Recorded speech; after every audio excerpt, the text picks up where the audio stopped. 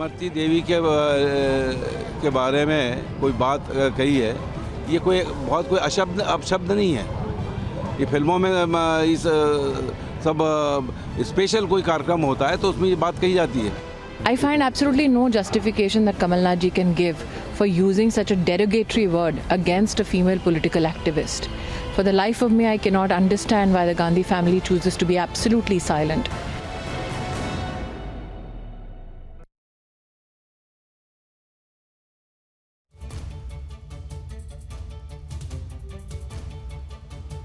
BJP का कोई नेता दे देता तो ये ही सब नेता चीख चीख कर बोलते, हो सकता है प्रोटेस्ट करने भी पहुंच जाते, लेकिन दोहरा रुख इस समय कांग्रेस आला कमान का है कि उनके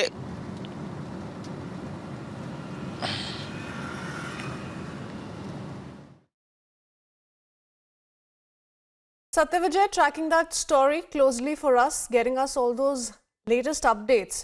But now this has turned into a massive political row, wherein the Congress back to back is defending the statement, the derogatory remark that was made by former Madhya Pradesh Chief Minister Kamal Nath against Imarti Devi. Though we've listened to all reactions that have been coming in since the past 2 days.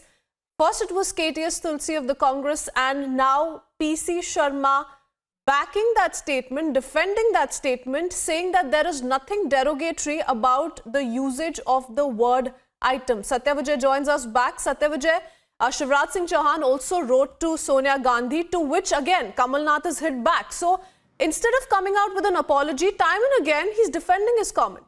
The BJP certainly not taking this lightly.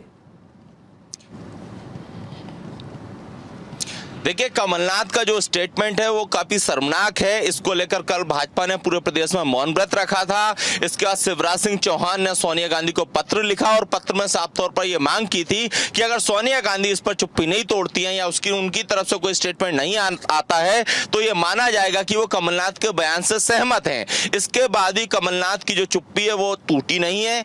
कुछ जगह उन्होंने ये जरूर खेद व्यक्त किया है। कमलनाथ ने कहा, अकड़ के साथ, अहंकार के साथ ये कहा है कि हालांकि उन्होंने किसी का अपमान नहीं किया, लेकिन किसी को बुरा लगा हो तो उन्हें खेद है। लेकिन ऐसा कैसा खेद कि उसमें भी वो जवाब देते नजर आ रहे हैं, अपना सफाई देते नजर आ रहे हैं। उसमें ये कहते नजर आ रहे हैं कि आइटम कहना कहीं से भी गलत नहीं है। जबकि पूरा जो घटनाक्रम कल से चल रहा है, इस पर हम बात करें तो मायावती ने भी काफी नाराजगी जाहिर की, केंद्रीय महिला आयोग ने भी नाराजगी जाहिर की। केंद्रीय महिला आयोग ने तो कमलनाथ को नोटिस भी भेजा और इलेक्शन कमीशन से आग्रह भी किया कि उनके खिलाफ सख्त कार्रवाई हो। इसके अलावा मध्य प्रदेश की सड़कों पर आज भी विरोध प्रदर्शन देखने को मिल रहा है। इंदौर में कमलनाथ के खिलाफ भाजपा की अनुसूचित जाति विंग ने प्रोटेस्ट किया, अनोखे तरीके से प्रोटेस्ट किया, लेकिन इसके बाद भी कमलनाथ की चुप्पी नहीं टूट रही है। और ये एक बहुत बड़ा चुनावी मुद्दा यहाँ पर बन चुका है, क्योंकि ये सिर्फ भाजपा साफ तौर पर कह रही है कि ये सिर्फ एक महिला का नहीं, पूरे मध्य प्रदेश की महिलाओं का, देश की महिलाओं का अपमान है। और कांग्रेस लगातार इस तरह के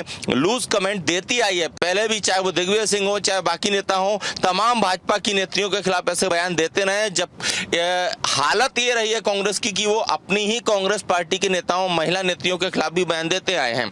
लेकिन अब इसको कमलनाथ जो है, जो शिवराज सिंह चौहान ने मौन व्रत रखा, इसे चुनावी मौन व्रत बता रहे हैं। अपनी गलती उन्हें मानने में शायद तकलीफ हो रही है, इसीलिए उनकी चुप्पी अभी खुलकर सामने, उनका कोई बड़ा स्टेटमेंट खुलकर सामने नहीं आया है। इसीलिए उनका चौतरफा विरोध भी देखने को मिल रहा है। Well, yesterday BJP filed a complaint with the Election Commission, and now the Election Commission has sought a detailed report in this matter. Satyavijay, many thanks for joining us.